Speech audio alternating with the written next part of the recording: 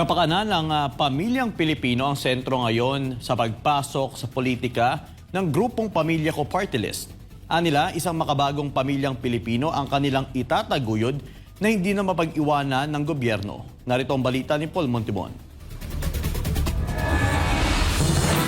Para sa mga napag-iiwanan sa benepisyo at atensyon ng pamahalaan, prioridad ngayon ng Pamilya Ko Party List ang bigyan ng pansin ang kalusugan at trabaho, partikular na sa mga surrogate parents, mga pamilya ng OFWs, LGBTQI at single parents. Sa proclamation night ang grupo, aminado sila na marami pang pamilyang Pilipino ang salat at nangangailangan ng kalinga ng pamahalaan para sa pantay na pagkilala sa kakayahan at kontribusyon nila sa lipunan. Ayon kay Attorney Anel Diaz, first nominee ng Pamilya Ko Party List, nais nilang tugunan ang mas maayos na serbisyo para sa mga nabanggit na benepisyaryo.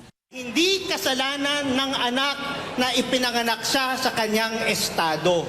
Kung kaya, dapat ang batas hindi rin siya paparusahan. Kami rin po sa Pamilya Ko Party List isusulong ang pagpapalawak ng mga benepisyo, mga interes at mga nakukuhang serbisyong medikal para sa ating mga OFW parents, mga solo parents, dahil lang po ang pinakinakailangan sa mga panahong ngayon, karagdagang hanapbuhay at tulong medikal. Para naman sa second nominee Miguel Calios, magiging katuwang ang kanilang grupo sa pag-alalay sa mga nangangailangan sa aspeto ng kabuhayan, kalusugan at oportunidad.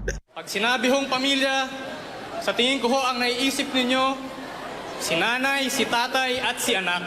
Paano naman ho yung mga pamilyang si nanay lamang at si anak?